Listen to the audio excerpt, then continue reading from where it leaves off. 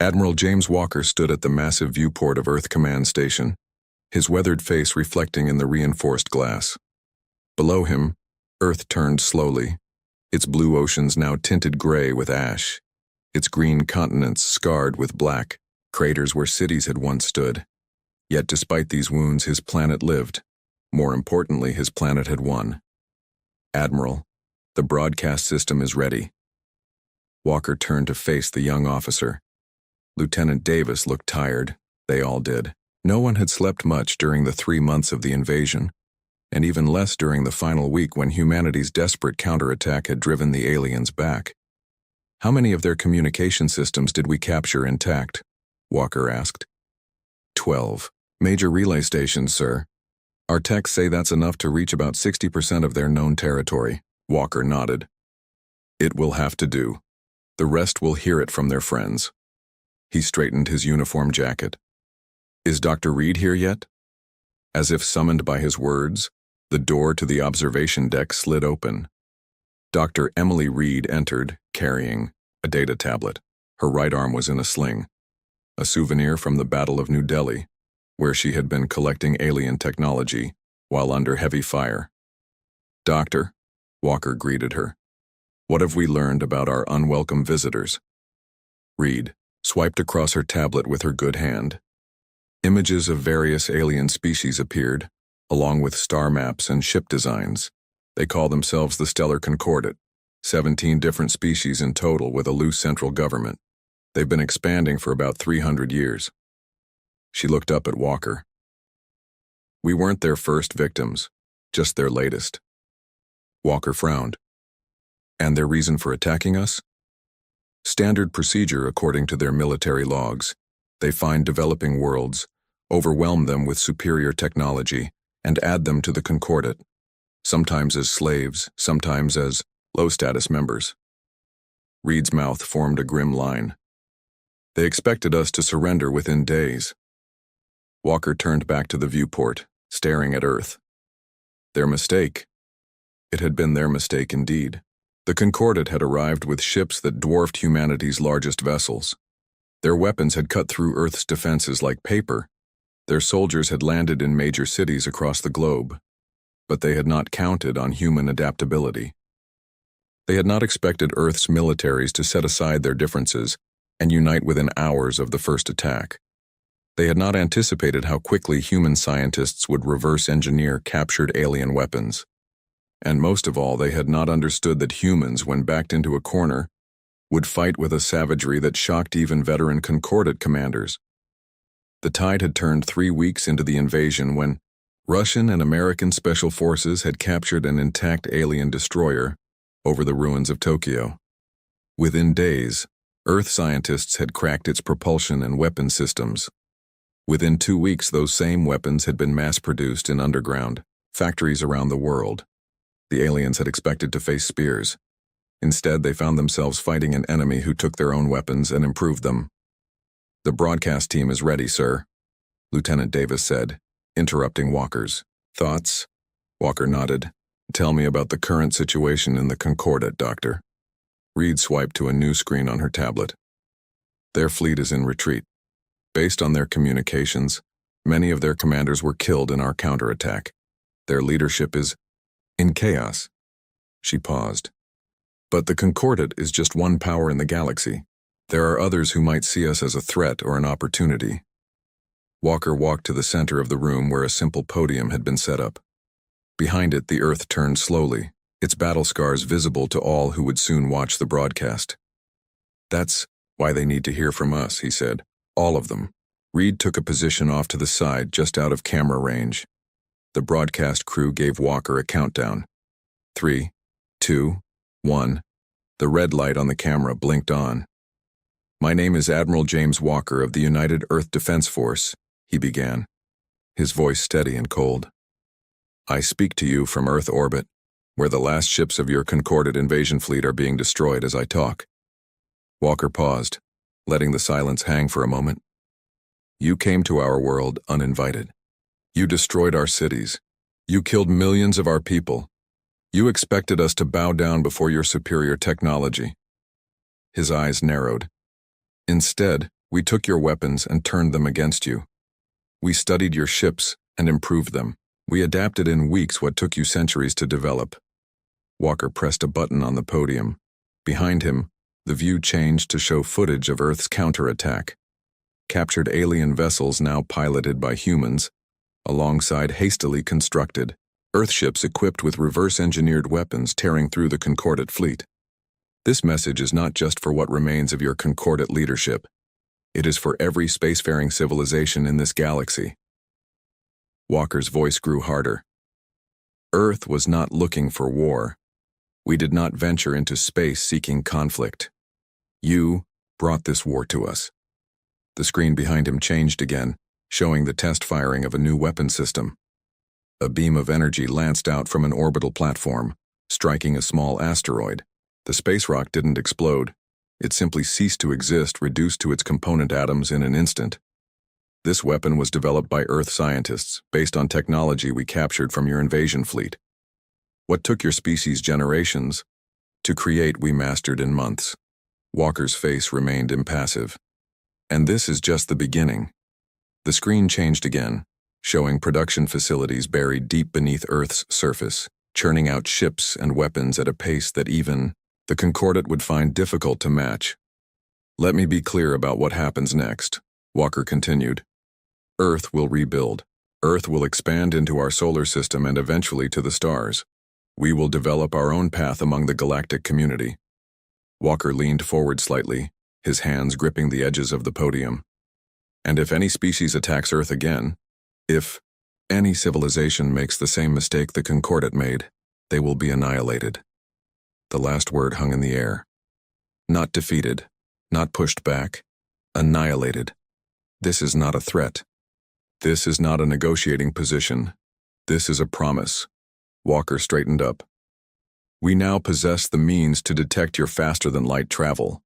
We can track your ships, and should any hostile vessel approach our world again, we will respond with overwhelming force." Behind him, Earth continued its slow rotation, the scars of invasion clearly visible. "Earth seeks no war. Earth desires no empire. Leave us in peace, and you will find us peaceful. Attack us again." Walker paused, letting his words sink in. "And it will be the last decision your civilization ever makes." Walker nodded once. "That is all." The broadcast ended. The red light on the camera blinked off. For a moment there was silence on the command deck. Then Reed spoke, her voice quiet. "Do you think they'll listen?" Walker turned to look back at Earth. Lights were visible now on its night side. Cities being rebuilt, power grids coming back online. Humanity, resilient as ever, was already healing. "Some will," he said. "Others will see it as a challenge. That's why we need to be ready." Reed nodded. "The captured data shows at least 3 major power groups besides the Concordat. Not all of them will be happy to learn about a new species that can fight back." Walker's gaze remained fixed on Earth. "Then they'll learn what the Concordat learned. Humanity doesn't start wars." His eyes hardened. "We finish them." In the vast reaches of space, the broadcast rippled outward at faster-than-light speeds, carried by captured Concordat relay stations. In thousands of alien ships, command centers, and worlds, beings of various forms and biologies watched the human admiral deliver his cold warning. And on a distant world that humans would one day know as Nova Prime, General Krell of the Void Wing, Armada watched the broadcast with growing rage. The defeat of the Concordat forces could not stand. The human's arrogance would not go unanswered. He began to plan. 6 months after Earth's warning was broadcast to the stars, Ambassador Thomas Gray stepped off the shuttle onto the metal floor of Nexus Station. He tried not to look impressed, but it was difficult. The massive space station hung at the edge of what was once Concordat space, a giant metal wheel spinning slowly to create gravity. Ships of all sizes and shapes docked along its outer ring. "Try not to stare," whispered Lisa Ortiz, his chief of security. "We don't want to look like the new kids at school." Gray nodded. He was a tall man with short gray hair that matched his last name. Before becoming Earth's first ambassador to alien species, he had been a colonel in the United Earth Defense Force. The scars on his face told the story of the battles he had fought during the invasion. Any hostiles identified? He asked quietly. About a dozen species represented here, Ortiz replied. At least 3 were part of the Concordat. The others, we're still figuring them out. A blue-skinned alien approached them. It walked on 2 legs and had 4 arms. Its face had no nose, just breathing slits, and its eyes were large and completely black. Ambassador Gray of Earth, the alien said in perfect English. I am Liaison Vera of the Ashtari. Welcome to Nexus Station. Gray extended his hand, then realized the alien might not know the human custom. To his surprise, Vera reached out with one of its lower arms and shook his hand perfectly. We have studied your species, Vera explained. The Ashtari believe in understanding others. I appreciate that, Gray said. We have much to learn about galactic society. Yes, Vera agreed. And many have much to learn about humans. Your victory over the Concordat has created much discussion. As they walked through the station, Gray tried not to react to the many alien forms around him. Some looked almost human. Others were so strange he couldn't even tell which parts were heads and which were bodies. Many stopped to stare at the humans as they passed. Your quarters have been prepared, Vera said, leading them to a section of the station marked with Earth's flag. This will be your embassy. The Trading Council will meet with you tomorrow.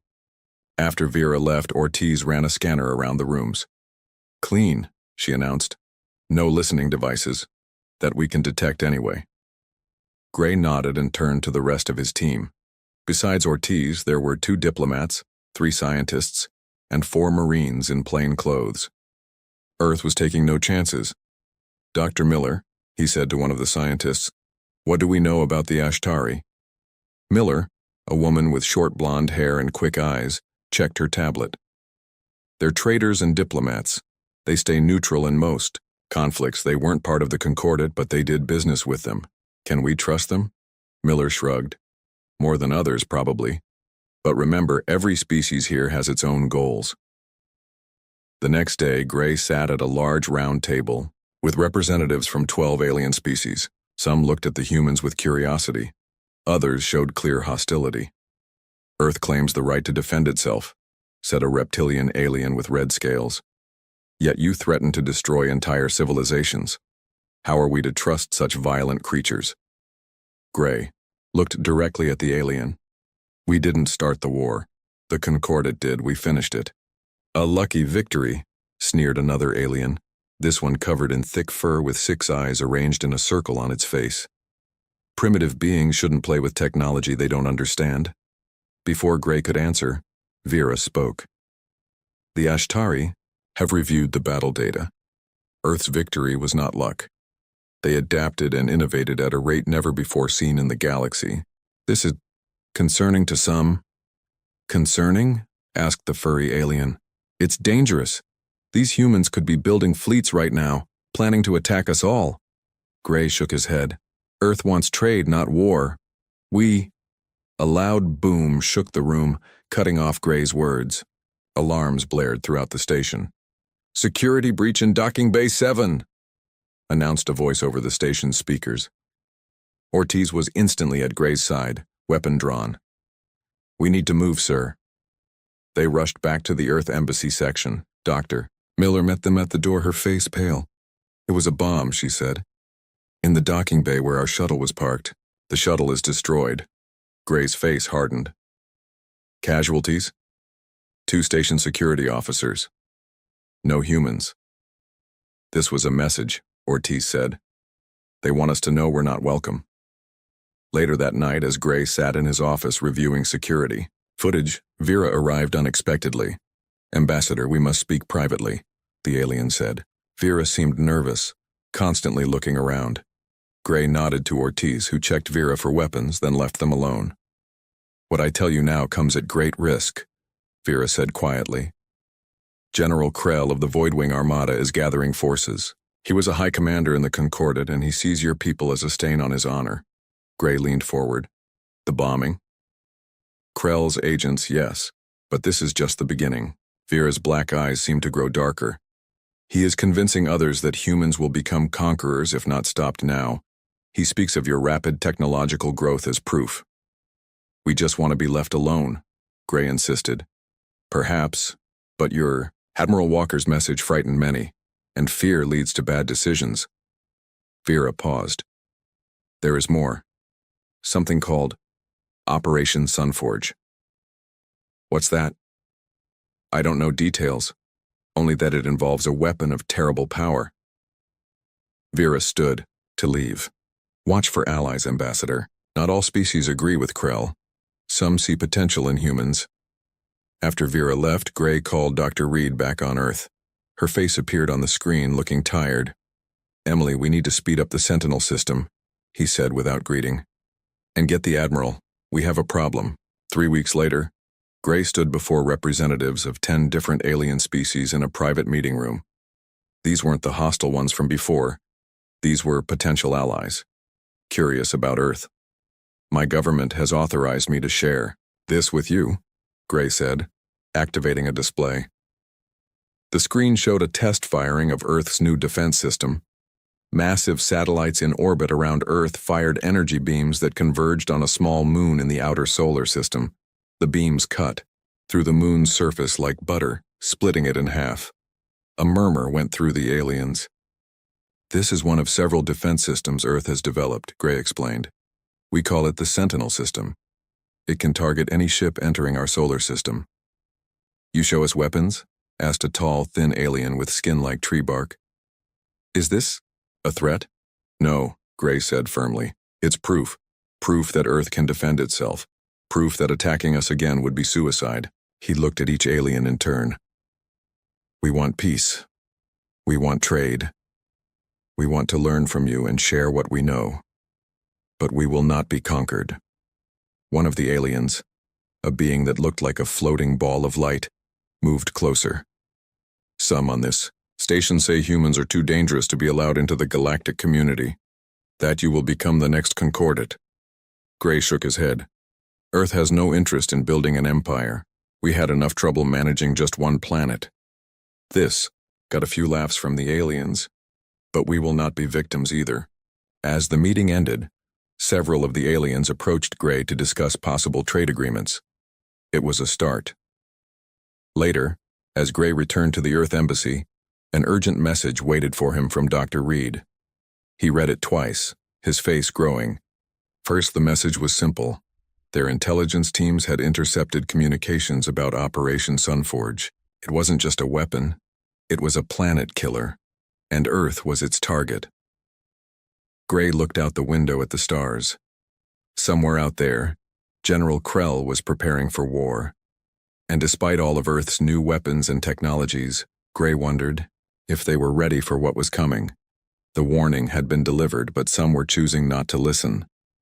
Admiral Walker stood in the massive underground hangar, looking up at humanity's greatest achievement since the end of the invasion. The UES Defiance was Earth's first faster-than-light spaceship, built using technology captured from the Concordat fleet. It wasn't as large as the alien ships had been, but its sleek black hull hinted at the deadly weapon systems it carried.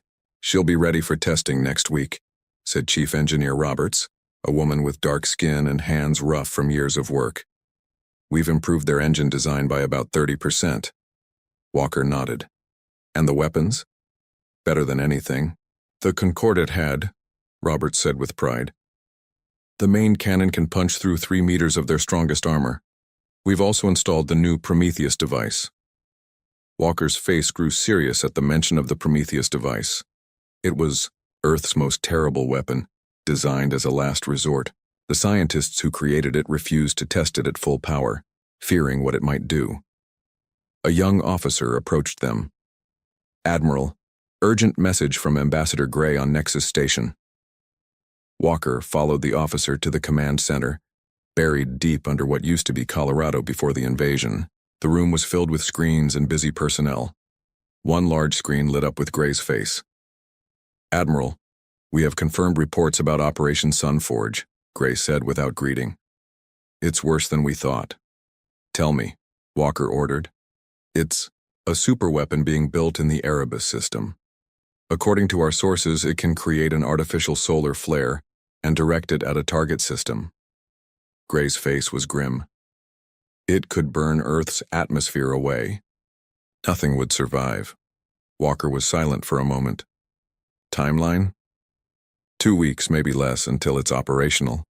General Krell has united 7 species into what they're calling the Purgation Front. Their goal is to eliminate humanity before we can spread to other star systems. Walker turned to the officer beside him. Prepare the Defiance for immediate launch. Contact Captain Reeves. Sir, the ship hasn't completed testing, the officer protested. It'll have to be good enough, Walker said firmly. We need to see this weapon for ourselves. He turned back to Gray's image. Thomas, do we have any allies out there? Gray nodded. A few. The Ashtari have been helpful. There's also a splinter group from the Concordat, led by a Commander Thex, who seems to hate Krell more than he fears humans. And the Mercantile Collective sees profit potential in trading with us. Get whatever intelligence you can about the Erebus system. We're sending the Defiance to investigate. After the call ended, Walker sat alone in his office. On his desk was a photo of his family, taken before the invasion. His wife and daughter had been in London when the Concordat ships arrived. London was now a crater. A knock at the door interrupted his thoughts. Dr. Reed entered, looking as tired as he felt. You wanted to see me, Admiral? You're going on the Defiance, Walker said. You know more about alien technology than anyone. They need you to analyze this Sunforge weapon. Reed nodded. I've been studying the intercepted communications. If their science is solid, this weapon could do exactly what they claim. Can we stop it? Reed hesitated. Maybe, but we need to know more about how it works. Walker stood and walked to a wall, map showing Earth's solar system. Small lights indicated the growing network of defense platforms, outposts on Mars and the moons of Jupiter, mining operations in the asteroid belt. Humanity was expanding, rebuilding. We've come too far to lose everything now, he said quietly. Captain Michael Reeves was a young man for such an important command.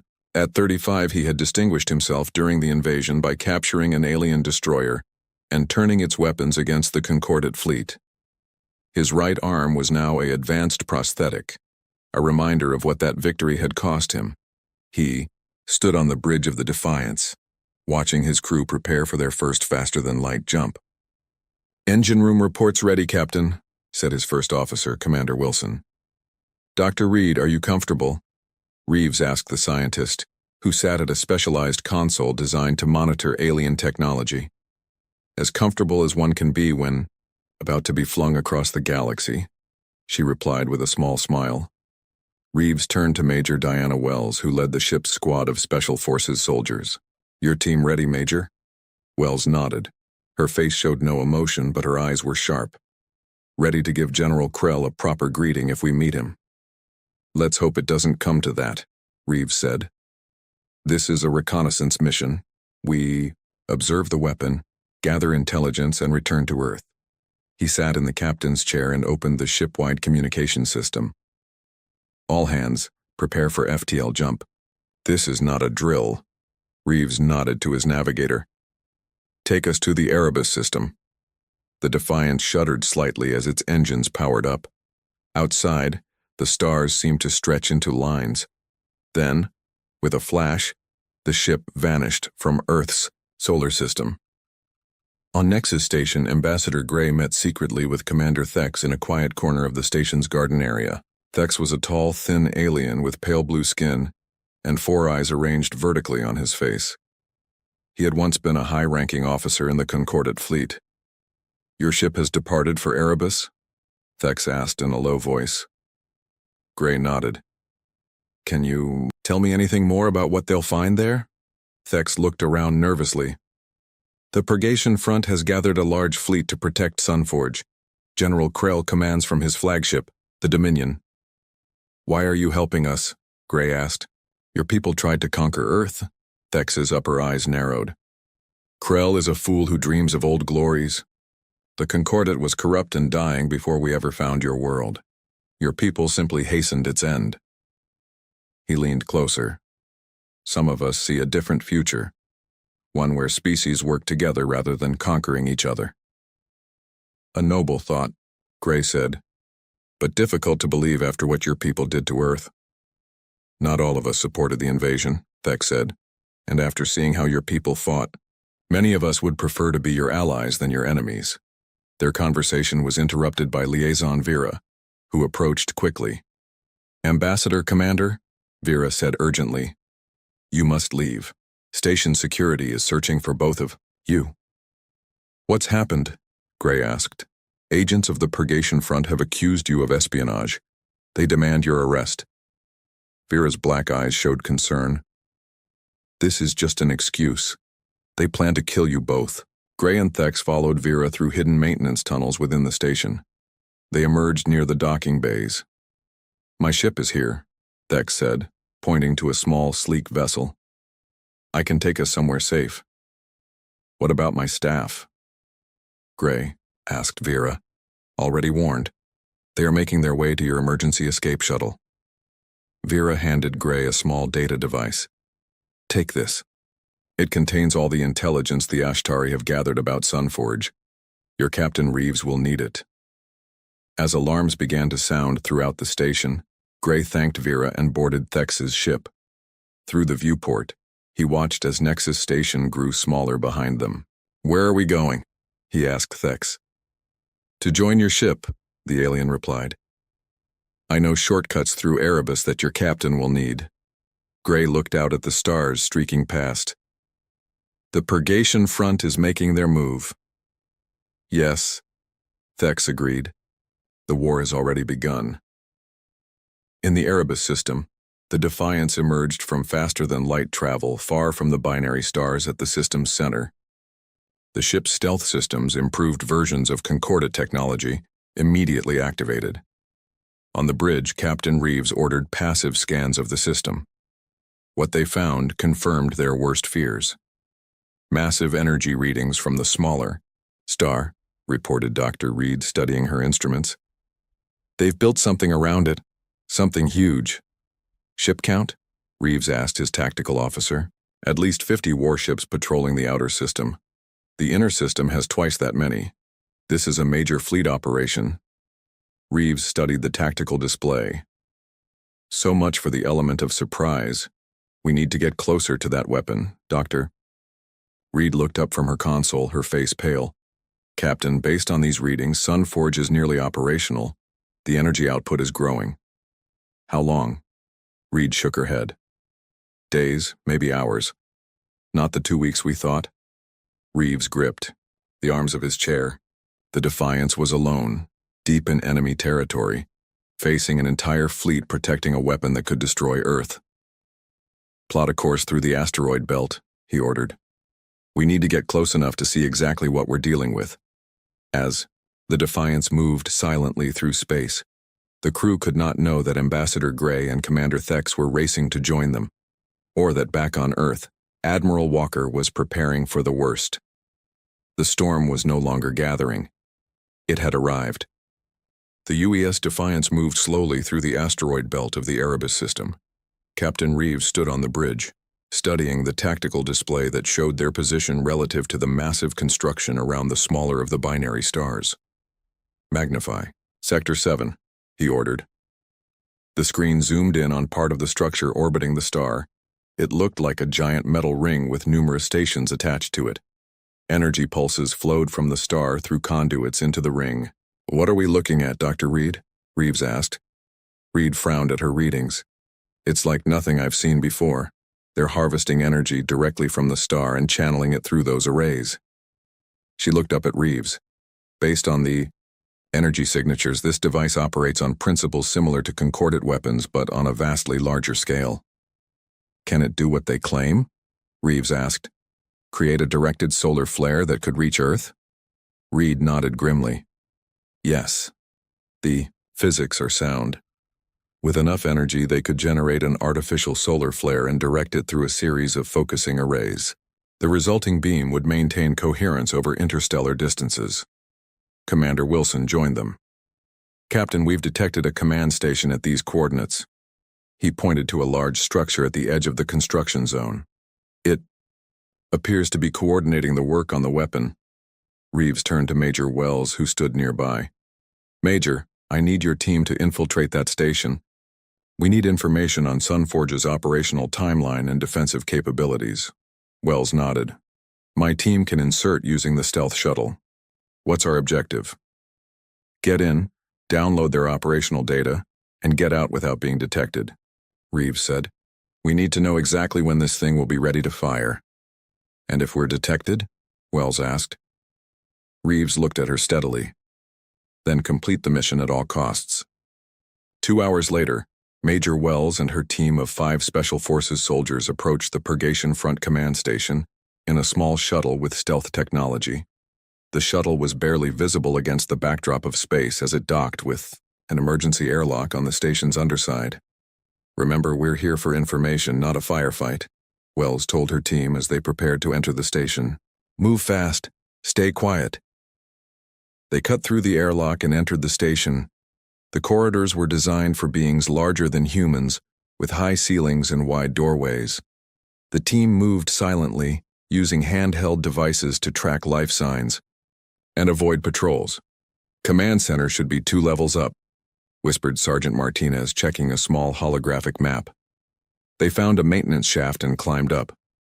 As they emerged on the upper level, 2 alien guards turned a corner and spotted them. Before the aliens could sound an alarm, Wells and Martinez fired their silenced weapons. The guards fell without a sound. Drag them into that storage room, Wells ordered. We need to move faster now. They reached the command center's outer door. Through a small window, they could see a large room filled with alien technicians working at various stations. At the center was a holographic display of the Sunforge weapon rotating slowly. Too many to take out quietly, Martinez said. Wells nodded. We'll use the bypass device. Dr. Reed said it should tap into their systems without alerting them. Sergeant Rodriguez attached a small device to the wall near the door. Its screen lit up, showing alien symbols rapidly changing. It's working, Rodriguez said. I'm getting data flows to schematics and operational timelines. His face suddenly paled. Major, according to this, Sunforge will be operational in less than 18 hours. Copy everything, Wells ordered. As Rodriguez worked, Wells peered through the window again. A large alien with distinctive red markings on its armor entered the command center. The other aliens immediately stood at attention. That's General Krell, whispered Lieutenant Park. Intelligence was right. He's personally overseeing this operation. Wells watched as Krell examined the holographic display. He seemed angry, gesturing forcefully at the technicians. One of the aliens brought up a new display showing Earth. He's planning to target Earth as soon as the weapon is ready, Wells said. Rodriguez suddenly tensed. Major, security protocols just changed. They're sweeping the systems, and they'll detect our device any second. Disconnect now, Wells ordered. Do we have what we need? Most of it, Rodriguez said, removing the device. Enough. An alarm suddenly blared throughout the station. A voice spoke in an alien language. They know we're here, Martinez said. Wells made a quick decision. Park, Rodriguez, take the data and get back to the shuttle. The rest of us will create a diversion to cover your escape. Major, Park protested. Those aren't our orders. Die. Mission is to get that data back to the Defiance, Wells said firmly. Now go. As Park and Rodriguez reluctantly headed back toward the maintenance shaft, Wells led Martinez and the others in the opposite direction. Let's make some noise, she said, pulling out explosive charges from her pack. Captain Reeves paced the bridge of the Defiance. The stealth shuttle had been gone for 3 hours, longer than planned. Any communication from Major Wells? He asked for the 3rd time. Nothing yet, sir, the communications officer replied. Wait, I'm picking up a transmission. It's Lieutenant Park. Park's voice came through, broken by static. Defiance, this is Park. We have the data, station security alerted, Major Wells and team providing diversion, requesting immediate pickup. Reeves turned to his tactical officer. Where are they?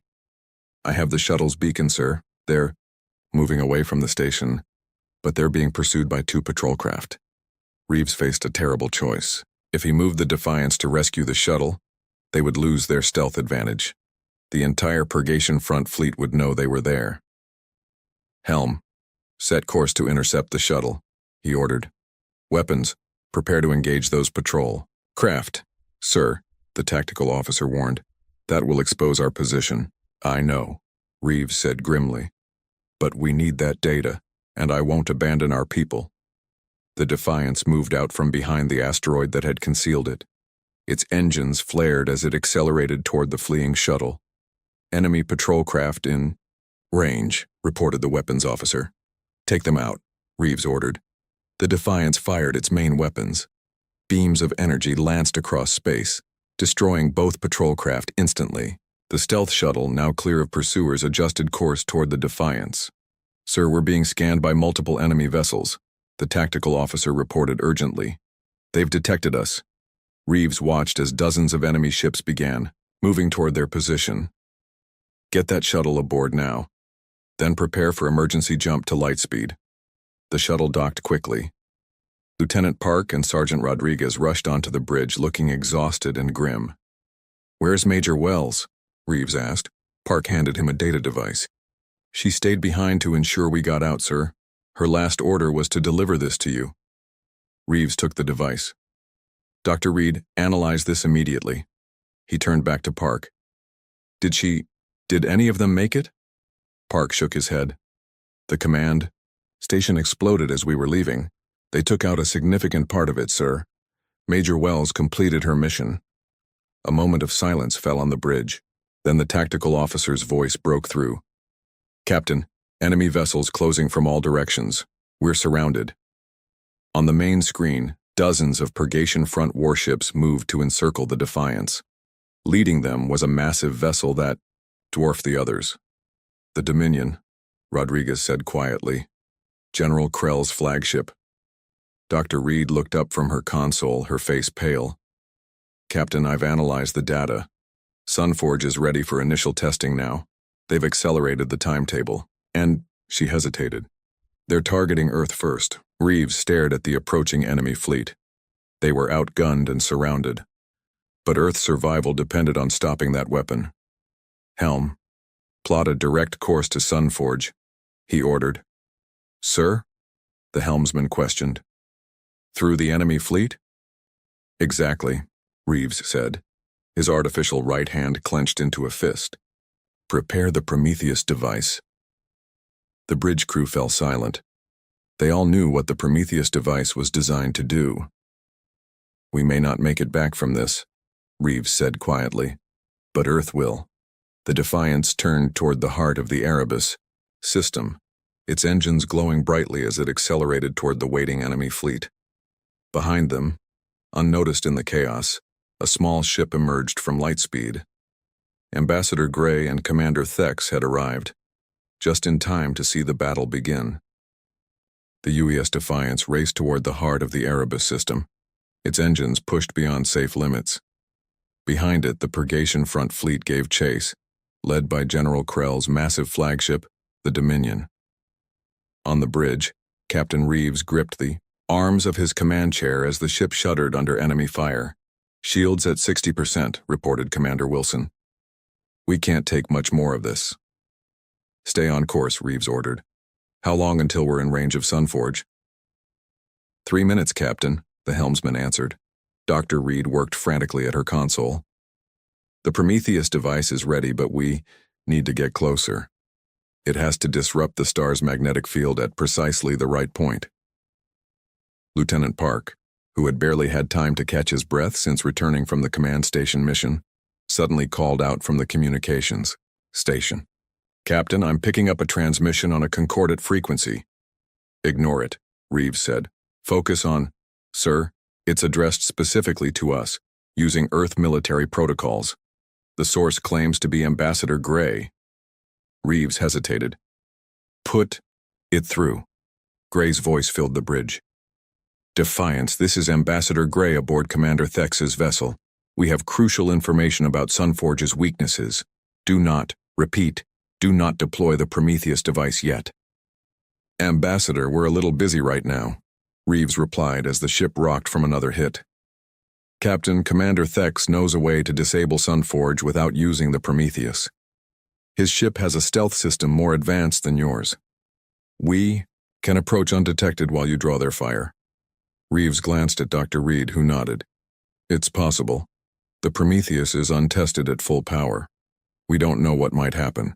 After a moment's thought, Reeves made his decision. Ambassador, what's your plan?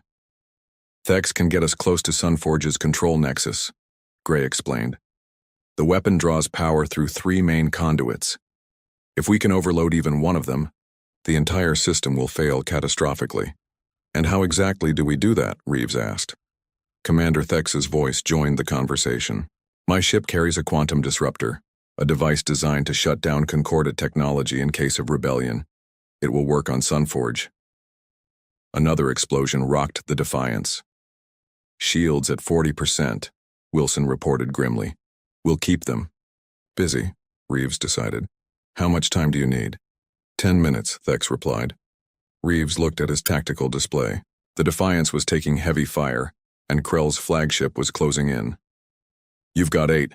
Make them count. As Thex's small ship slipped undetected toward Sunforge, Reeves ordered the Defiance to change course. Sir? The helmsman questioned.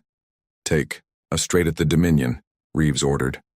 Let's introduce ourselves to General Krell. Aboard Thex's ship, Ambassador Gray held on as they maneuvered through the massive structure of Sunforge.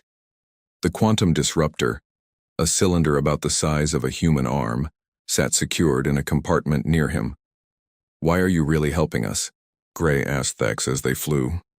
This goes beyond just hating General Krell. Thex's 4 eyes blinked in sequence. A gesture Gray had learned indicated thoughtfulness among his species. The old ways are failing, Thex said simply. The Concordat conquered and consumed for centuries. We called it progress, but it was just expansion without purpose. He guided the ship through a narrow gap between 2 massive energy collectors. Your species showed there is another way. You fought not to conquer, but to survive. You took our technology not to dominate others, but to protect yourselves. Gray watched as they approached a massive junction where energy from the star flowed through 3 enormous conduits. That is where we must place the disruptor, Thex said. The central control nexus. Will your ship be safe when it goes off? Gray asked. Thex made a sound that might have been a laugh. No. The energy backlash will destroy everything within 500,000 kilometers. Gray stared at him. That's a suicide mission. Yes, Thex agreed calmly, but it will save both our peoples. The Defiance slammed into the side of the Dominion, its remaining weapons firing at point-blank range. On the bridge, Reeves held on as systems sparked and failed around him. Direct hit on their main power core, Wilson shouted over the alarms. Shields failing, announced the tactical officer. Hull breaches on decks 3 through 7.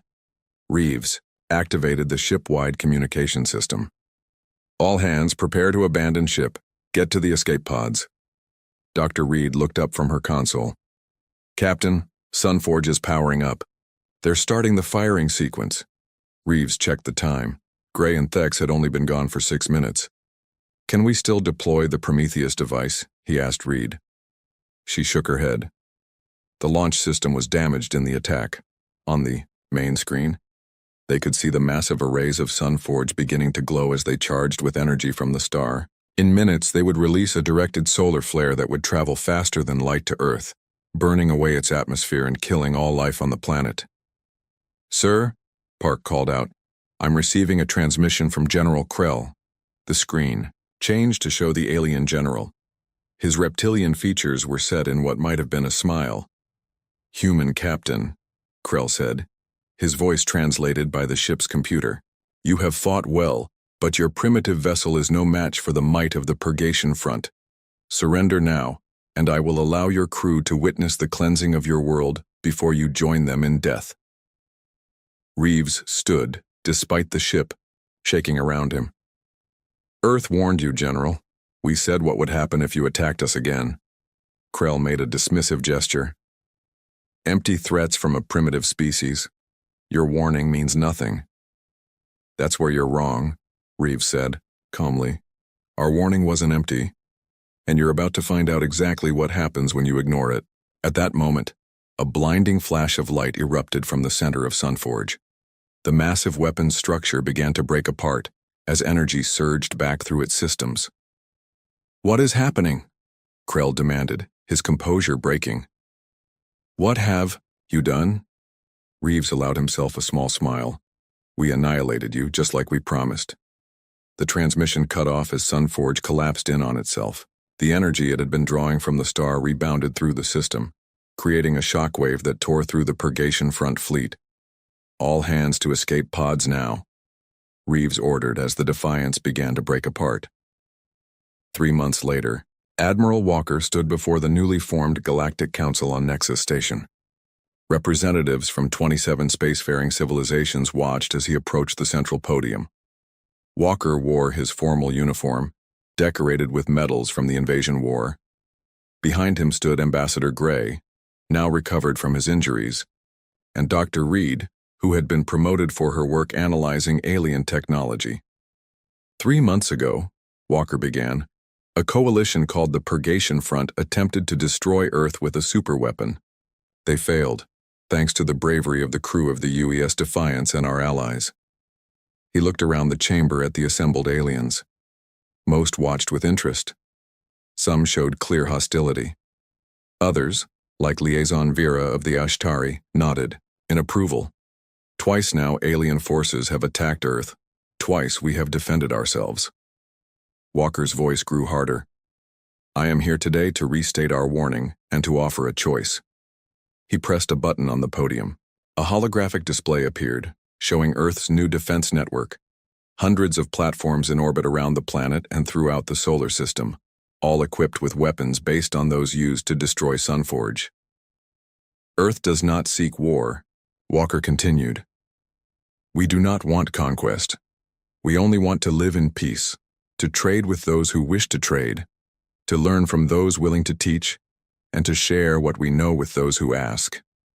He paused, looking directly at the representatives from the remaining Purgation Front species. "But if attacked again, our response will be immediate and final. There will not be a third warning." The chamber was silent. Then Vera of the Ashtari stood. "The Ashtari support peace with Earth," the blue-skinned alien announced. "We have seen what humans can accomplish, both in war and in diplomacy. We choose alliance over conflict." One by one, other representatives stood to voice their support. Not all, but enough. As the session ended, Gray approached Walker. "Do you think they'll listen this time?" Walker watched as the aliens filed out of the chamber, talking among themselves. "Some will. The others..." He touched the holographic display, rotating the image of Earth surrounded by its defenses. "The others now know we weren't bluffing."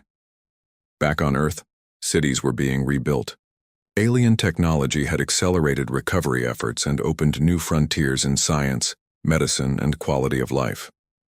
The first civilian faster-than-light ship was preparing for its maiden voyage to Proxima Centauri, carrying scientists and explorers, eager to see what lay beyond their solar system.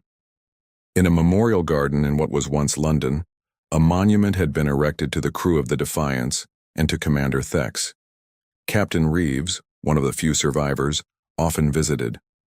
His artificial arm had been replaced with an even more advanced model, and he was training crews for Earth's growing fleet of ships.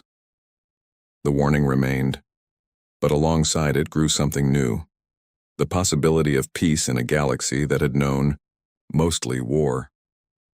Humanity had earned its place among the stars not by conquering, but by refusing to be conquered, and that, perhaps, was the greatest victory of all.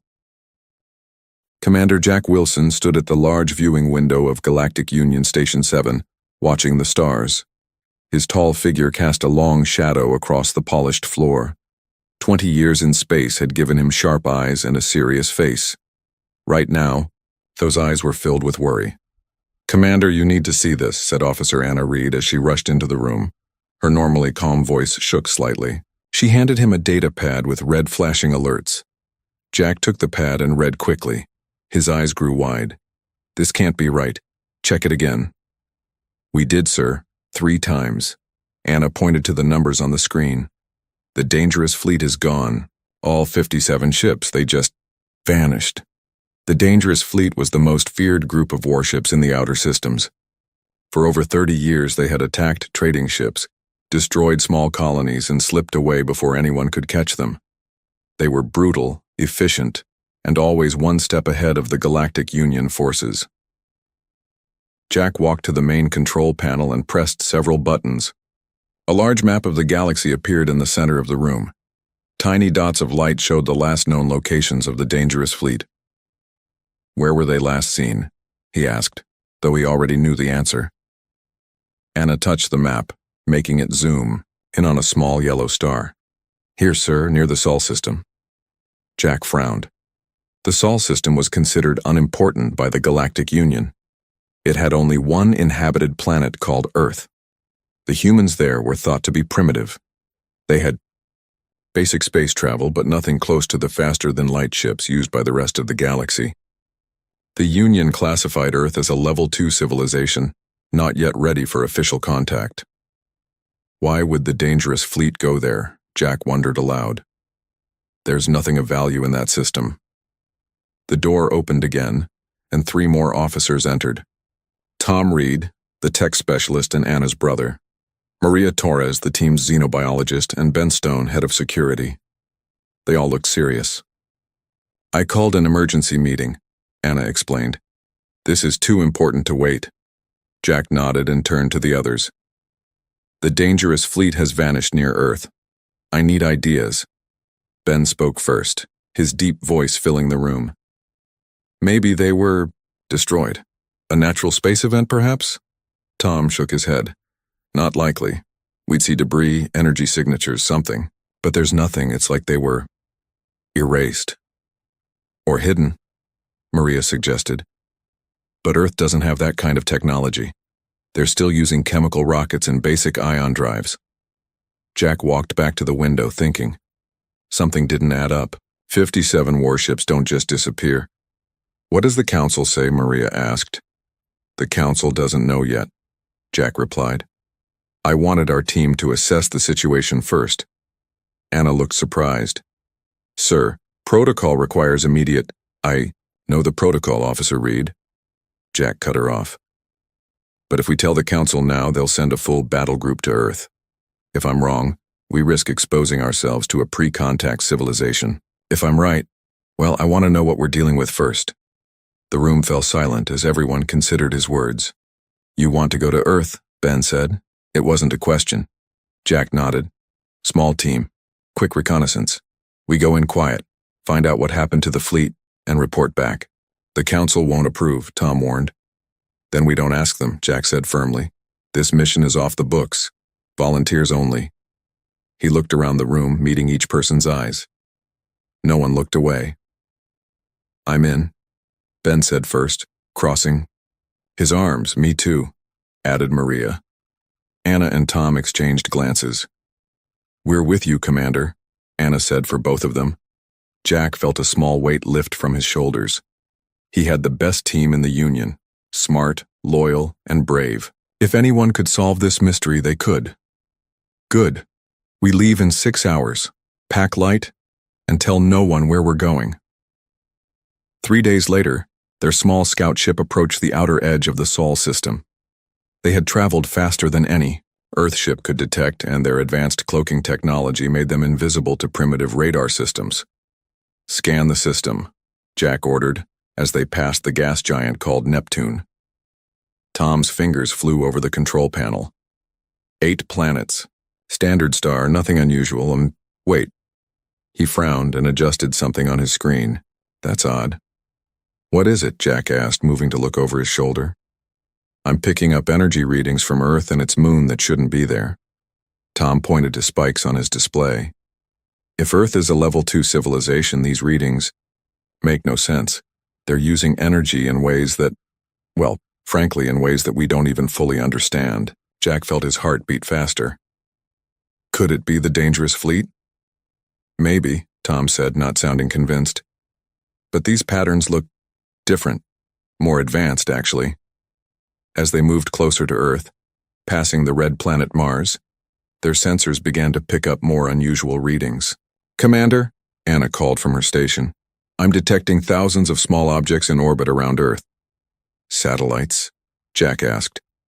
"Too many to be just satellites," she replied. "And they're moving in strange patterns." Ben, who had been quiet until now, suddenly pointed at his security screen. "Something's approaching us fast." "That's impossible," Tom said. "Nothing on Earth should be able to detect us, let alone—" A flash of light filled their viewports, temporarily blinding everyone. When Jack could see again, he felt his blood run cold. Their ship was surrounded by sleek, black vessels that had appeared from nowhere. The ships were unlike anything in the Union fleet. Smoother, with no visible engines or weapons, yet somehow projecting an aura of terrible power. "Our cloaking system is down," Tom reported, his voice tight with tension. "All systems are being held in some kind of energy field." A voice came through their communication system, speaking perfect Union Standard language. "Galactic Union scout ship, this is Captain Lisa Miller of the Earth Defense Force. Your vessel has entered restricted space without authorization. Power down your systems and prepare to be boarded." Jack looked at his team, seeing his own shock reflected in their faces. Earth wasn't primitive at all. Somehow the humans had fooled the entire Galactic Union. "Open a channel," Jack told Anna. When she nodded, he spoke clearly. "This is Commander Jack Wilson of the Galactic Union. We're on a peaceful mission investigating the disappearance of ships in this region." There was a pause before the reply came. "Commander Wilson, we know why you're here. The ships you're looking for are in our custody. Please cooperate and no harm will come to you or your crew." Jack's mind raced with questions. How had Earth captured the most dangerous fleet in the galaxy? Why had they hidden their true technology level? And most importantly, what other secrets was this primitive planet keeping? "We'll cooperate," Jack said finally. He had no choice. Their small scout ship was completely at the mercy of these unexpected Earth forces. As a docking tube extended from the nearest Earth ship, Jack prepared his team. "Stay alert, follow my lead, and say nothing about the Union Council.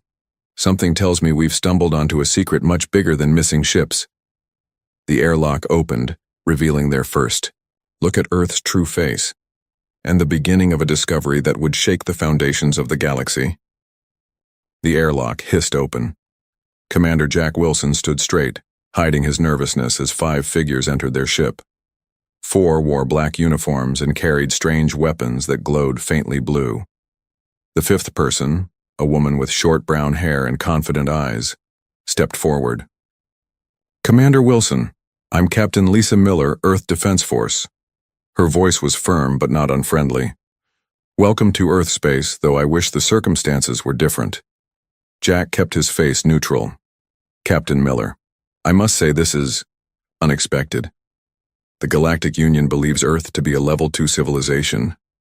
Lisa's mouth curved into a small smile. "Yes, we know what the Union thinks of us. That's been useful." She motioned to her guards, who lowered their weapons slightly. "Your team will come with us. We need to talk somewhere more secure."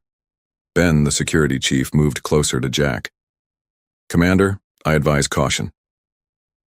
"We don't have much choice, Ben," Jack replied quietly. He turned back to Lisa. "We'll come peacefully, but I need assurances my crew will be safe." "You have my word," Lisa said. "This isn't a capture. It's a conversation that's been a long time coming." Jack nodded to his team, and they followed the Earth soldiers through the docking tube into the black ship.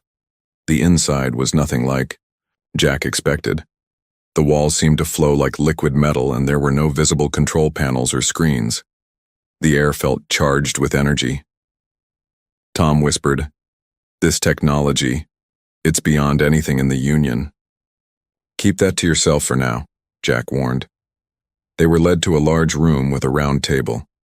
The walls were transparent, giving them a clear view of Earth below. The blue and green planet looked peaceful from this distance, completely at odds with the advanced warships surrounding them. "Please sit," Lisa said, gesturing to the chairs. As they sat, a holographic display appeared above the table, showing the solar system. "I know you have questions. I'll answer what I can. Jack leaned forward. Let's start with the obvious. How has Earth hidden its true technology level from the Galactic Union for so long? Lisa touched the hologram, and it zoomed in on Earth. Advanced shielding technology. Everything we build beyond level 2 standards is hidden behind energy fields that absorb and redirect scanning beams. To outside observers, we appear to be struggling with basic rocket science. But why? Asked Maria, unable to contain her curiosity. Why pretend to be primitive? Lisa's expression grew serious.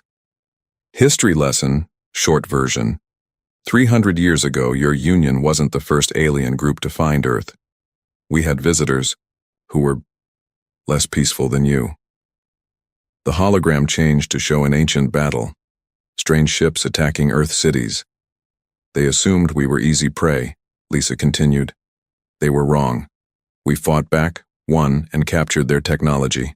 That's when we made a decision that shapes our policy to this day. Earth would advance in secret. We would watch the stars but not announce ourselves until we were ready. Jack tried to process this information. That doesn't explain the dangerous fleet. Those ships have terrorized the outer systems for decades. What do they have to do with Earth? Lisa stood and walked to the window. Those ships aren't what you think they are. We've been tracking them for years. They're controlled by something far worse than pirates or rogue soldiers. Controlled by what? Jack asked, feeling a chill run down his spine. Before Lisa could answer, the door opened. A tall man with gray hair entered. He had the look of someone used to giving orders and having them obeyed. I'll take it from here, Captain, he said to Lisa, who nodded and stepped aside. Commander Wilson, I'm Director James Cooper of Earth Special Intelligence. Your arrival has accelerated our timetable, but perhaps that's for the best. Cooper sat at the head of the table. You came looking for the dangerous fleet. 2 weeks ago, we captured all 57 ships in a coordinated operation. The crews have been detained and are being questioned. How did you manage that? Ben asked. Those ships have the best stealth and weapon systems in the galaxy. Cooper smiled thinly. Not the best, clearly. Earth has been advancing our technology in isolation for centuries. We've taken different paths than the Galactic Union, discovered principles you've overlooked. The hologram changed again, showing the moon. Parts of it seemed to open, revealing massive structures hidden beneath the surface. This is Luna Base, our main defense headquarters, Cooper explained. We have similar facilities throughout the solar system, all concealed from outside. Detection. Tom's eyes were wide. The energy signatures I detected. Just the tip of the iceberg, Cooper said. What you detected was what we allow to be seen. Maria leaned forward. Director Cooper, this is fascinating. But why reveal yourselves to us now? You could have destroyed our ship or simply turned us away. Cooper's face grew grim. Because the threat posed by the dangerous fleet is real, but not in the way you think. The ships themselves were just tools. It's who was controlling them that matters. He tapped the table and the hologram showed one of the captured ships. Inside were beings unlike any Jack had seen before, tall with gray skin that seemed to shift and change like smoke. We call them the Void Harbingers, Cooper said. They're not from this galaxy. They've been infiltrating various worlds, including some in your Union. The dangerous fleet was just one of their operations. Jack felt the blood drain from his face. Are you saying there's been an alien infiltration in Union space, and no one knows? Exactly, Cooper replied. We've been monitoring them for decades. They're patient, subtle, and extremely dangerous. They manipulate other species into conflicts, weaken civilizations from within, and prepare them for something worse. Anna, who had been quiet until now, spoke up. Why didn't Earth warn the Union? Cooper gave her a long look. Would you have believed us? A primitive world suddenly claiming to have discovered an invisible alien threat? Besides, we needed to understand what we were dealing with first. He stood and walked to a wall that suddenly became transparent, revealing a massive hangar below. Hundreds of ships, far more advanced than anything Jack had seen in the Union fleet, were lined up in perfect rows. This is just one of Earth's defense fleets, Cooper said.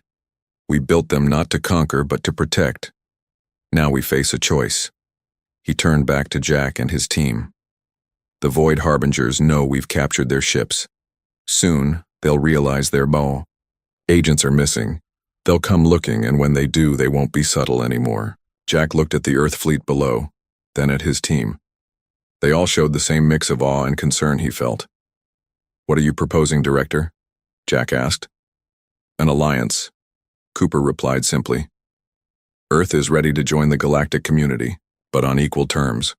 We need the Union's reach and resources. The Union needs our technology and knowledge of the enemy."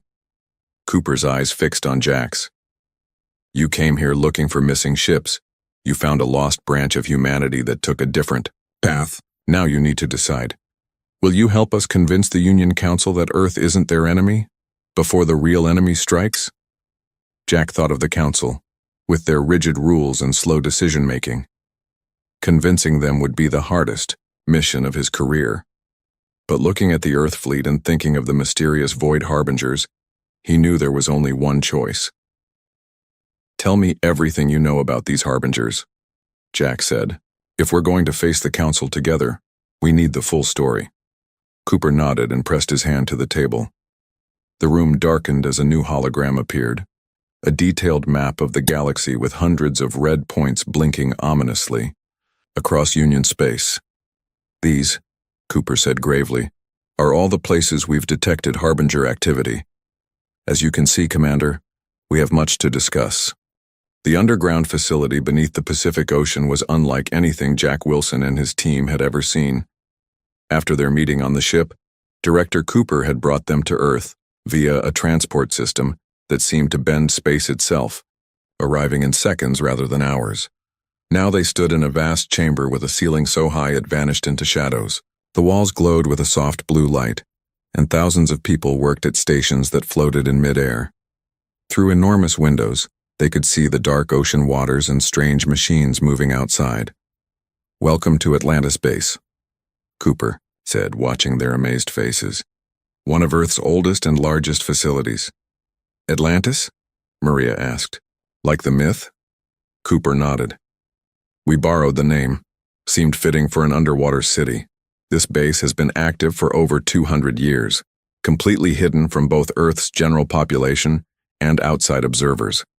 Tom touched one of the floating screens, and it responded to his fingers expanding to show complex data. "This technology, it's beyond anything the Union has." "Different path, different results," Cooper replied. "While the Union focused on expanding outward, we focused on understanding the fundamental nature of reality. Our isolation forced us to be creative." Jack was trying to absorb everything he saw. "You mentioned the first aliens who came to Earth. What happened to them?" Cooper led them down a long corridor lined with various artifacts behind energy fields. "This is our history section. You'll find your answers here." He stopped at a display showing a damaged ship of unfamiliar design. "This arrived on Earth in 2072, about 300 years ago. Inside were beings we now know were scouts for a race called the Harvesters. They didn't come in peace." Images appeared showing battles in various Earth cities. The aliens had technology far beyond what humans possessed at that time. They attacked major population centers expecting an easy victory, Cooper continued. But humans have always been good at two things: adapting and fighting back. We captured one of their ships, studied their technology, and within a year built our own versions. "In just a year?" Ben asked, clearly skeptical. "That's impossible." "For most species, yes," Cooper agreed. "But humanity has a unique trait. When faced with extinction, we become extremely motivated. Our scientists worked around the clock. Our nations put aside their differences. We reversed engineered their weapons, their shields, their drives." He led them deeper into the facility to a section that seemed older, with thicker walls and heavier security. "This is where we made our most important discovery," Cooper said, placing his hand on a scanner. A massive door slid open, revealing a room with a single pedestal in the center. On it floated a small crystal that pulsed with inner light. "The Harvesters' ships were powered by these," Cooper explained. "We call them quantum cores, But while they used them only as power sources, we discovered they were much more keys to understanding the fundamental forces of the universe. Jack stared at the crystal. And this led to your technological leap? Exactly. We learned that reality is more flexible than previously understood. Space, time, energy, they're all connected in ways the Union hasn't discovered yet. This knowledge allowed us to advance centuries beyond what would have been our normal development. Maria stepped closer to the crystal. And you kept all this secret? From your own people? Cooper's face grew serious.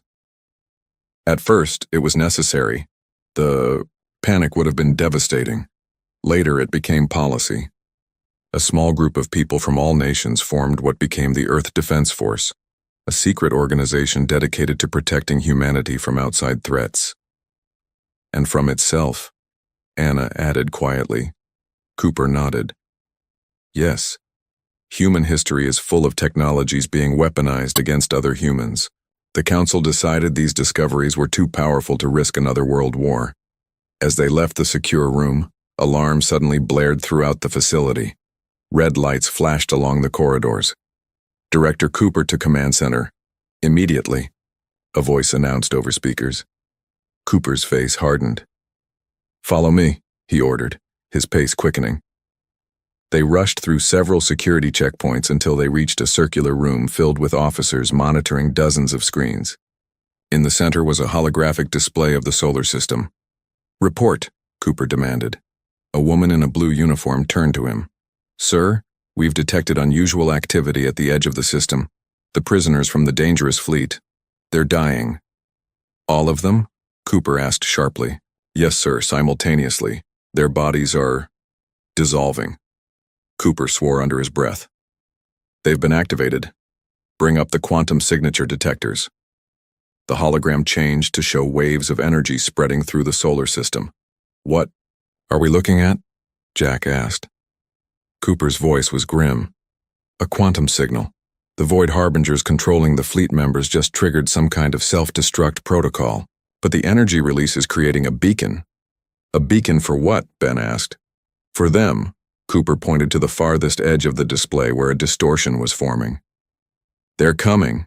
Jack stepped closer to the hologram. Director, it's time you told us everything. Who exactly are these Void Harbingers? Cooper looked at Jack and his team, then at his officers. After a moment, he nodded. You're right, you need to know what we're facing. He turned to his staff. Activate Protocol Omega. Full defense readiness. Then give us the room. When the officers had left, Cooper sealed the doors and activated additional security measures. The hologram shifted again, showing a galactic map with timeline markers. What I'm about to tell you is known to fewer than 100 people on Earth, Cooper began. The Void Harbingers aren't just another alien species. They're what we believe to be the remains of the very first civilization in our galaxy. Tom's eyes widened. The precursors, they're just a myth. Not a myth, Cooper said. About 12 billion years ago, a race evolved to the point where they transcended physical form. They became beings of pure energy and consciousness. For billions of years, they watched new species evolve, occasionally guiding them. The hologram showed the rise and fall of various civilizations across the galaxy. About 1 million years ago, something changed. A faction of these beings began to see younger races as threats or resources rather than children to nurture. Civil war erupted among them. The ones we call Void Harbingers lost and were banished to the space between galaxies. And now they're back, Maria said softly. Yes. They began returning about 500 years ago, taking physical form again, by possessing other species. They've been working slowly, carefully, manipulating events across the galaxy to prepare for their full return. Jack felt a chill run through him. The dangerous fleet was just one part of their plan, Cooper confirmed. They've infiltrated dozens of worlds, including several in the Union Council itself. Anna looked horrified.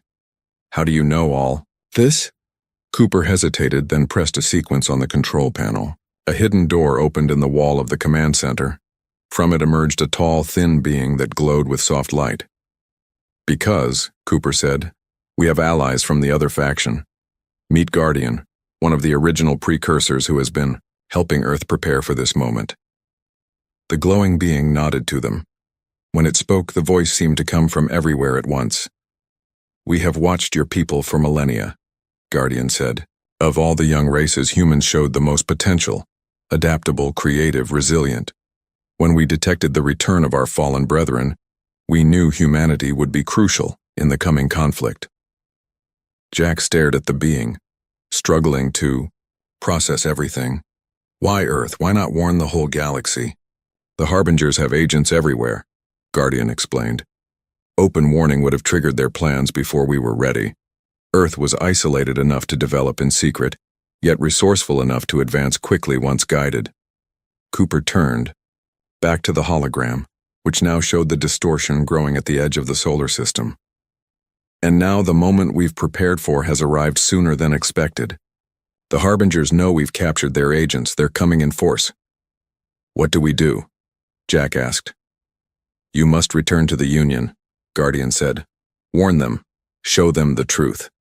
Earth cannot stand alone against what is coming. Cooper nodded, in agreement. We've prepared for this day, Commander Wilson. But our plans required more time. Now we need the Union's help, just as they need ours. Jack looked at his team. They all showed determination despite their shock. We'll help, Jack promised. But the Council won't believe us without proof. Cooper smiled grimly. Oh, we'll give you proof. Guardian, prepare the memory crystal. As the glowing being moved to a console, Cooper turned back to Jack. Commander, you're about to become the messenger of the most important news in galactic history. The question is, will the Union listen before it's too late? Red alert sirens wailed throughout Atlanta space. Commander Jack Wilson watched as Earth's defense personnel moved with practiced efficiency, their faces set with determination rather than panic. Director Cooper stood at the center of the command room, issuing orders in a calm, steady voice despite the crisis unfolding. All defense platforms to active status. Deploy the shield network around the inner system. Prepare evacuation protocols for civilian outposts beyond Mars. Cooper turned to a large screen showing Earth's hidden fleet mobilizing from bases on the Moon, Mars, and various asteroid installations. Jack had never seen such a coordinated response, not even in the most elite Union forces. These people had trained for this moment for generations. Guardian, the luminous precursor being, floated beside Cooper, its light pulsing with urgency. The dimensional tear is growing faster than predicted. We have less than 6 hours before the first wave arrives. Cooper nodded grimly. Then we stick to the plan. Commander Wilson and his team need to leave immediately. He faced Jack. Your mission is now the most important one in human history. You must convince the Union Council to send help. Jack felt the weight of responsibility settle on his shoulders.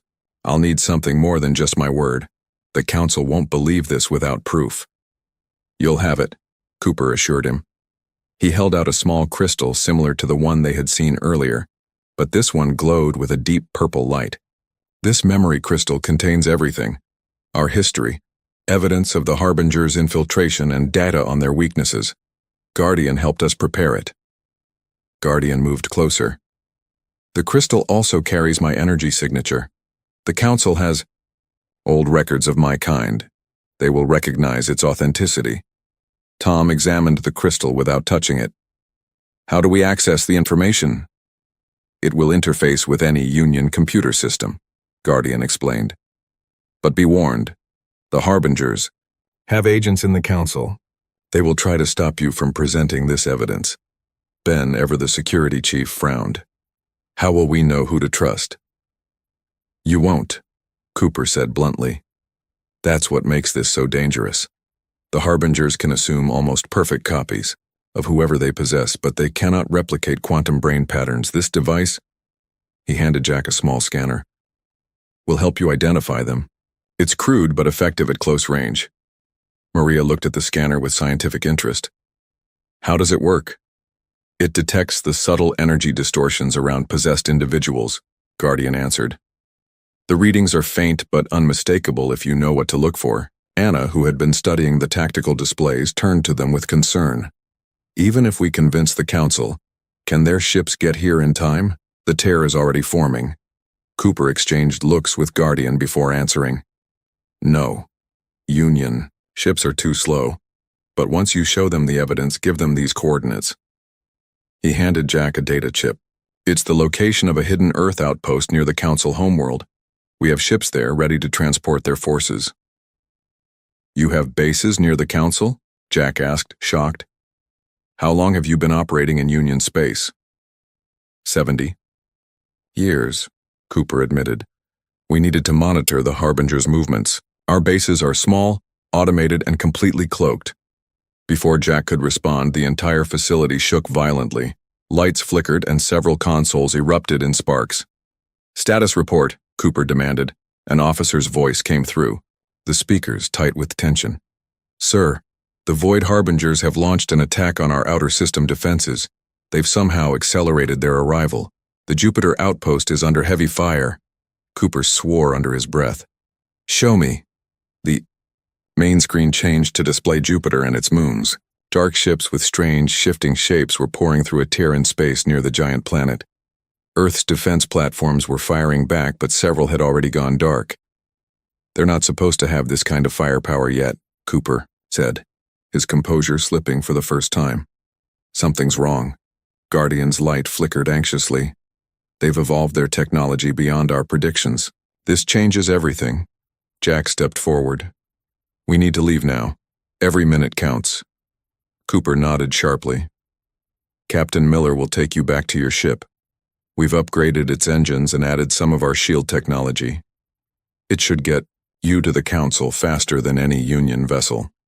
Lisa Miller appeared at the doorway, her uniform now bearing additional combat gear.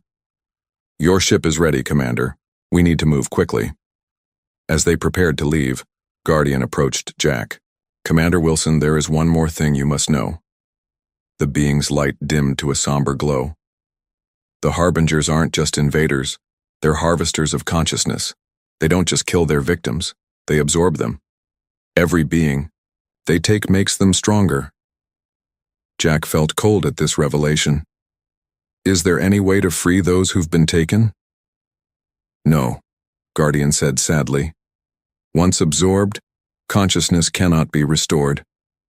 That's why we must stop them here now, before they claim more worlds. Another explosion rocked the base, closer this time.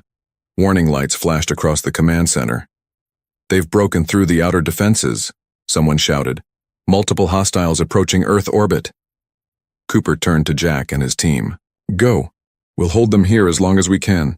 Jack hesitated. Director, your forces are outmatched. Let us help. Cooper shook his head firmly. Your mission is more important than any battle here.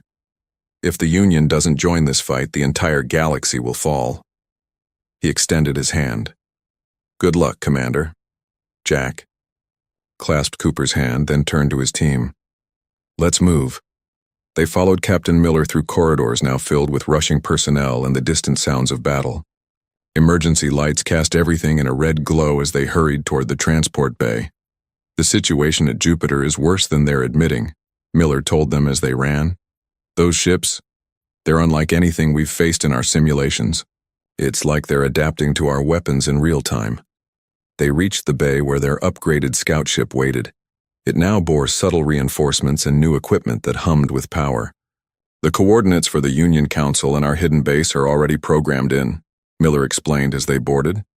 The ship knows what to do, just don't override the navigation system. As Jack's team strapped in, Miller paused at the doorway. Commander, if you don't succeed, we will, Jack promised. Miller nodded once, then sealed the hatch. The ship lifted off, its new engines barely making a sound. Through the viewports, they could see Earth's defense fleet engaging the first wave of Harbinger vessels. Energy weapons lit up the space around the planet, beautiful and terrible.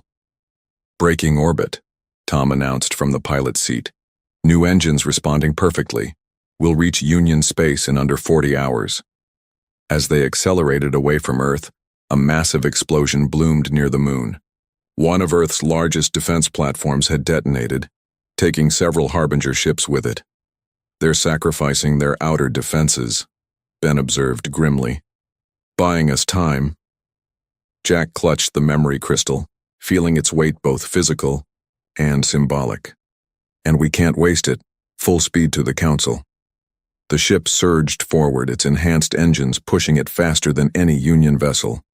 Behind them, the battle for Earth raged, while ahead lay an equally dangerous mission, convincing a skeptical council that the galaxy's greatest threat had returned, and that humanity's secret strength might be their only hope for survival. They cleared the solar system. Jack looked one last time at the brilliant blue planet now surrounded by the flashes of battle. Hold on, Earth, he whispered. We'll bring back help. The Galactic Union Council chamber was impressive by any standard.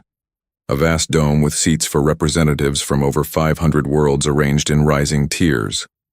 Ornate pillars of rare metals supported the ceiling, which displayed a perfect, holographic map of the known galaxy. Normally, Jack Wilson would have felt honored to stand at the speaker's podium, but today he only felt urgency. Members of the Council, Jack began, his voice steady despite his exhaustion.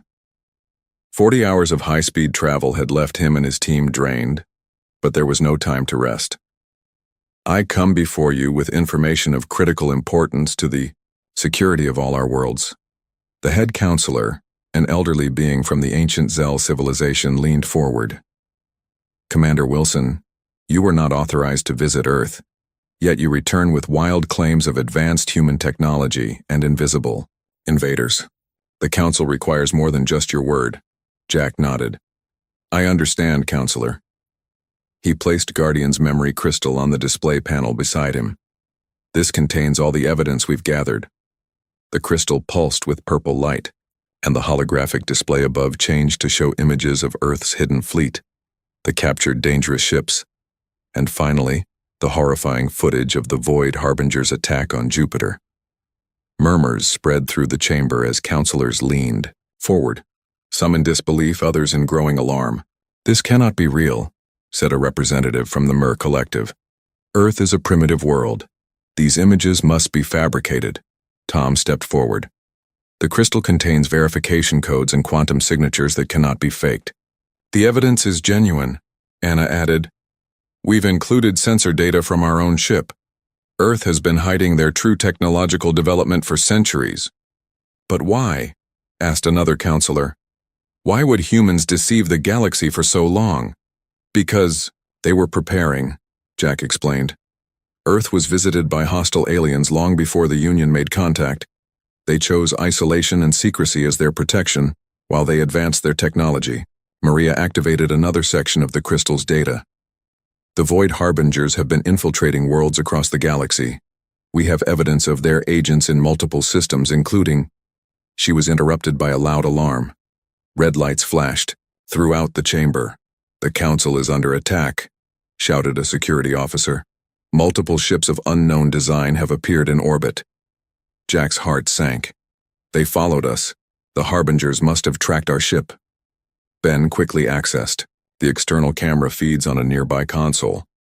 The screen showed dark, shifting vessels surrounding the Council station. They were identical to the ships attacking Earth. The Void Harbingers are here, Jack announced grimly. Everything we've told you is about to be proven true in the worst possible way. The head counselor stood, finally showing real concern. Activate. All defenses, call in the Union fleet.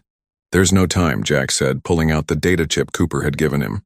But there is another option. He inserted the chip into the console. The display changed to show coordinates not far from the Council station. Earth has maintained hidden outposts throughout Union space. There's one nearby with ships that can help us. Many counselors looked outraged at this revelation, but the head counselor raised his hand for silence. You're saying Earth has been operating covertly in our territory? Yes, Jack admitted. To monitor the Harbinger threat, Director Cooper gave me authorization codes to activate their defense fleet. The chamber shook as the first attacks hit. The station's shields. Our defenses won't hold for long against weapons of that caliber, a military advisor warned. The head counselor looked at Jack, indecision clear in his ancient eyes. Then another explosion rocked the station, stronger than before. "Do it," the counselor ordered. "Activate the Earth fleet." Jack entered the codes Cooper had provided. For several tense seconds, nothing happened. Then the display showed movement at the coordinates, dozens of ships appearing suddenly as their cloaking systems deactivated. "This is Admiral Rick Taylor of Earth Defense Force," came a voice over the communication system. "We're moving to engage the hostile forces. Council station, prepare for evacuation if necessary." The Earthship streaked toward the Harbinger vessels, moving with incredible speed and precision.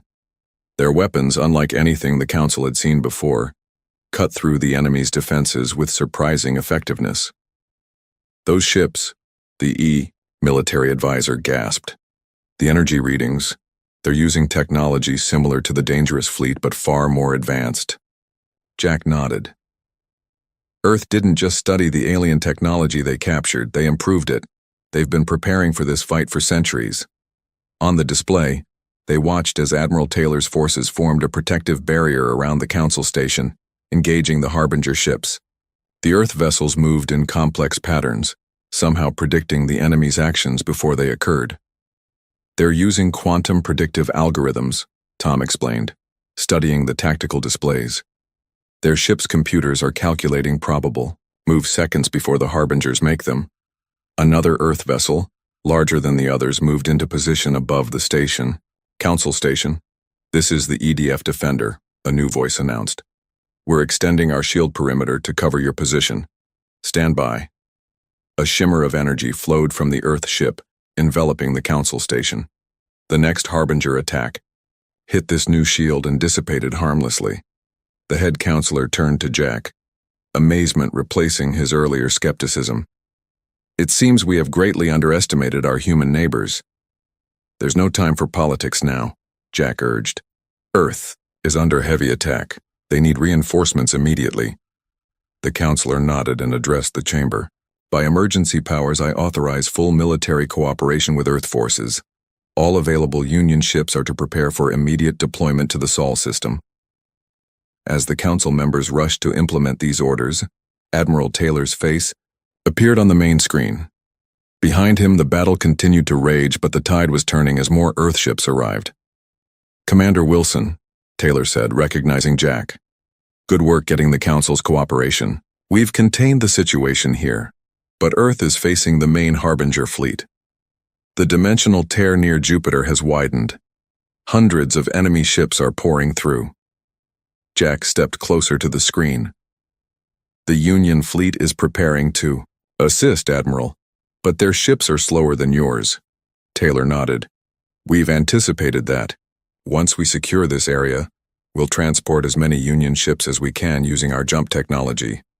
It won't be comfortable for your troops, but it will get them to Earth within hours instead of days." The head counselor joined Jack. "Admiral Taylor, the Union Council officially recognizes Earth as a sovereign power and ally in this conflict. We request a formal meeting once this crisis is contained." Taylor allowed a small smile. "Looking forward to it, Counselor. Been a long time coming." His expression turned serious again. "But first we have a war to win." As the Earth ships continued to push back the Harbinger forces, Jack turned to his team. Their mission had succeeded against incredible odds. The alliance that should have formed centuries ago was finally taking shape. Forced by necessity, forged in battle. "Cooper was right," Jack said quietly. "Humanity isn't just ready to join the galactic community. They might be the ones who save it."